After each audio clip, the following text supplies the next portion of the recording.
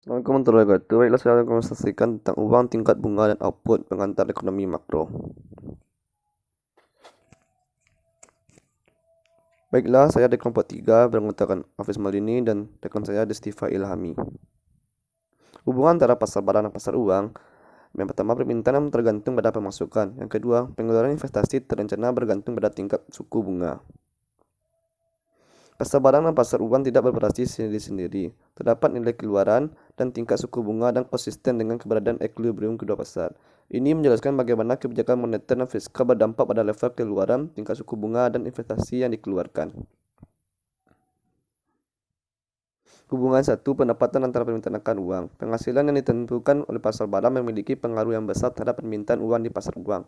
Peningkatan dalam keluaran agregat menggeser kurva permintaan uang dan meningkatkan equilibrium tingkat suku bunga dari 7% menjadi 14%. Hubungan kedua, tingkat suku bunga yang mana dalam pasar uang memiliki efek yang signifikan terhadap investasi dalam pasar barang. Saat suku bunga turun, investasi yang direncanakan meningkat, dan saat suku bunga meningkat, investasi yang direncanakan menurun. Hubungan antara tingkat suku bunga dan investasi. Pertama, turunnya tingkat suku bunga akan meningkatnya investasi terencana. Naiknya tingkat suku bunga akan menurunkan investasi terencana.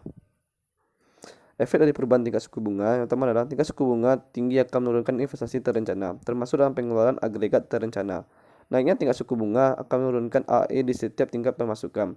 Turunnya AE menurunkan output equilibrium menurut kelipatan penurunan awal dari investasi terencana.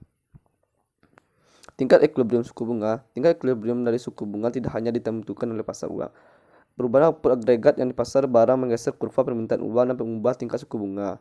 Pada jumlah penawaran uang tertentu, kenaikan tingkat equilibrium akan demikian juga dengan sebaliknya.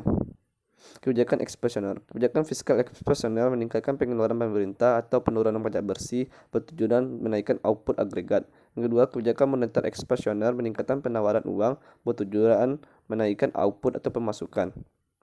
Crowding out dan sensitivitas atau insentivitas. Efek crowding out cenderung turunnya pengeluaran investasi privat akibat naiknya pengeluaran pemerintah. Sensitivitas berarti banyaknya perubahan, sedangkan insentivitas berarti sedikit atau tidak berubah sama sekali. Kebijakan kontraksional.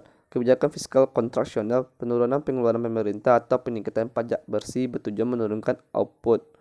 Kedua, kebijakan moneter kontraksional, penurunan penawaran uang yang bertujuan menurunkan output agregat atau pemasukan. Bauran kebijakan, kombinasi kebijakan moneter dan fiskal yang dijalankan pada waktu yang tertentu.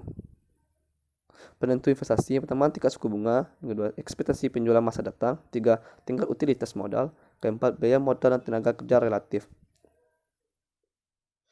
Update kurva IS dan kurva LM. Kurva IS kurva yang menunjukkan hubungan negatif antara nilai equilibrium dari output agregat dan tingkat suku bunga di pasar barang. Sedangkan kurva LM kurva yang menunjukkan hubungan positif antara nilai equilibrium dari suku bunga dan output agregat pemasukan di pasar uang. Tabelnya di samping. Update diagram IS dan LM. Titik perpotongan antara kurva IS dan kurva LM adalah titik di mana equilibrium terjadi di pasar barang dan di pasar uang.